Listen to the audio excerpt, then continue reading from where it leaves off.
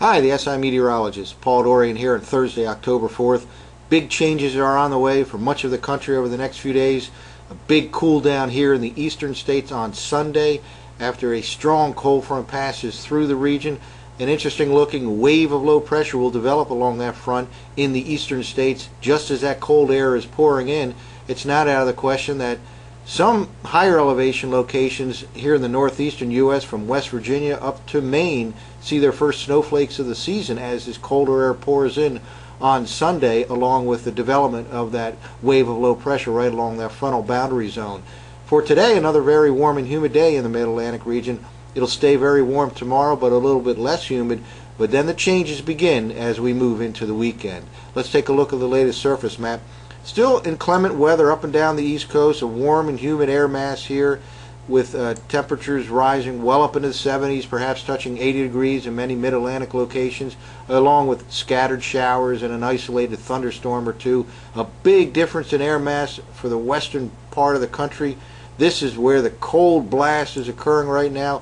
Denver, Colorado, for example, is in the 30s right now. They'll have trouble getting up to the 50s, and they have a second wave of cold air moving in Friday night and Saturday. That could be accompanied by some snow at the onset Friday night. Meanwhile, here in the east, warm and humid air will continue for another 24 hours or so. It'll stay warm really right into the early part of the weekend, and then our attention will turn to this cold front as it plows across the country from the west to the east, finally reaching the East Coast around Sunday.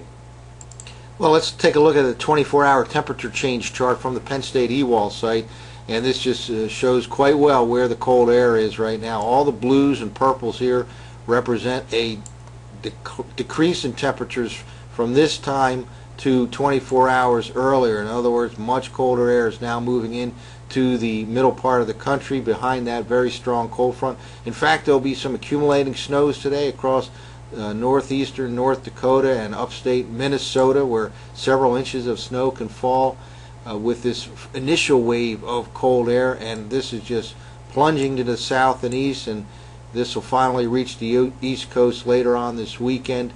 Now, how cold of an air mass is this? Well, temperatures on Saturday in Denver, Colorado, for example, will probably be some 30 degrees below normal for this time of the year. So yeah, it is common to get some cold air outbreaks in October, but this is unusually cold and quite uncommon to get 30 degrees below normal, which very well could occur on Saturday, for example, in Denver, with high temperatures around 40 degrees compared to the normal near 70 degree mark. Here's the latest infrared satellite loop from the SSEC Wisconsin website. Still a corridor of moisture here along the East Coast. Very clear cloud pattern here up and down the East Coast, again with some embedded showers and isolated thunderstorms. Not a major rain event, but much the same of what it's been like for the last couple of days. Quite warm and humid with those scattered showers and thunderstorms. Here's the initial frontal wave of that cold air outbreak here. There's some showers associated with it out ahead of the cold front and some snow up here in the Dakotas and upstate Minnesota. Colder air pouring in. It's in the middle 30s right now in Denver, Colorado, and again, this is moving from west to east. But by the time that front reaches the East Coast around Sunday, or close to the coast on Sunday, quite a strong wave of low pressure will develop along that front. It'll make things a little bit interesting here in the Northeast. Let's take a look at that with the computer forecast model maps. Well, here's the latest NAM forecast, computer forecast model run. This is the North American Mesoscale model run, and this map is for Saturday morning. At this time, the cold front is pressing to the east, right about here.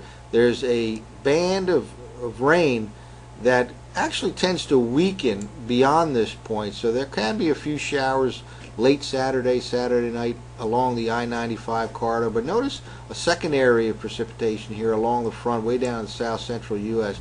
Let's now jump ahead to Sunday. And here's the NAM forecast map for Sunday morning. Here's another wave of low pressure developing right along the front. And again, this blue line kind of represents a rain-snow line. At least it does in the wintertime. It's a boundary layer. Temperatures are still quite warm. However, this is interesting enough that there certainly can be enough cold air pouring in along the same time that this wave of low pressure develops along the front late in the weekend, that there could be some snowflakes flying in places like West Virginia, or higher elevation places from West Virginia all the way up to Maine here come Sunday. So we'll have to watch for that possibility. It'll kind of take until that wave passes by for the cold air to come pouring in to the Mid-Atlantic region on the day Sunday, but there looks like periods of rain Saturday night and Sunday as that colder air presses in, and temperatures on Sunday will have trouble escaping the 50s here in the Mid-Atlantic region, some 20, 25, 30 degrees cooler than what we're experiencing right now. So that's it for now. Kind of an interesting situation developing for the latter part of the weekend, and big changes are on the way. For the SIWeather.com, I'm meteorologist Paul Dorian.